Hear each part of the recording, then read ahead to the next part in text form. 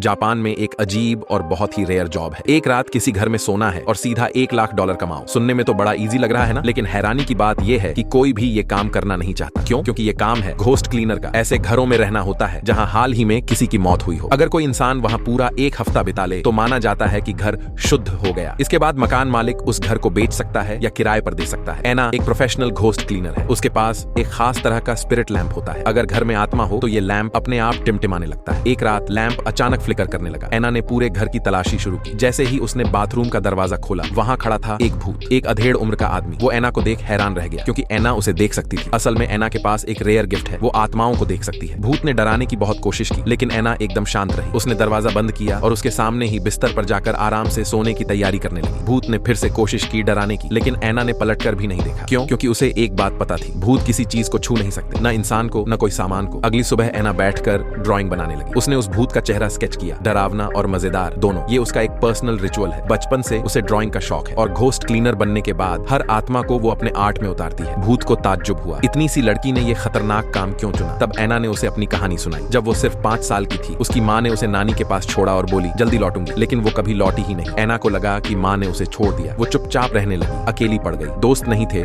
रिश्ते नहीं थे। 18 की हुई ही थी कि उसकी नानी भी चल बसी और फिर मजबूरी में उसे अपने गंदे से अंकल के साथ रहना पड़ा। वही अंकल उसे इस अजीब से काम में ले आया, घोस्ट क्लीनर बना दिया। ये सब सुनकर भूत की आंखों में पहली बार हमदर्दी जागी। दोनों ने कुछ शांति भरे दिन साथ में बिताए। लेकिन एक रात एना को अपने पलंग के नीचे म्यूजिक टेप्स का एक डिब्बा मिला। जैसे ही भूत ने वो टेप्स देखे, उसका चेहरा खुशी से चमक उठा। असल में वो जिंदगी में एक म्यूजिशियन था, लेकिन उसकी म्यूजिक को कभी पहचान नहीं मिली। धीरे धीरे वो टूटता गया और आखिरकार उसी कमरे में उसकी मौत हो गई। वो टेप उसकी आखिरी रिकॉर्डिंग थी, उसका फेवरेट ट्रैक। उसने एना से एक आखिरी रिक्वेस्ट की, इस टेप को किसी म्यूजिक कंपनी तक पहुंचा दो ताकि मेरी आत्मा चैन पा सके। एना ने हाँ कर दी और वादा निभाते ही वो आत्मा गायब हो गई। उसका काम उस घर में खत्म हो चुका था। वो टेप प्ले करने ही वाली थी कि फोन बजा। उधर से उसके अंकल की आवाज आई, नया काम मिल गया है, जल्दी से दूसरे भूतिया घर में पहुंच जाओ। लेकिन एना को क्या पता था, अगली आत्मा उसकी जिंदगी पूरी तरह बदलने वाली थी। आगे जानना है? फॉलो करो और कमेंट में बताओ। अगली कहानी जल्दी ही आ रही है।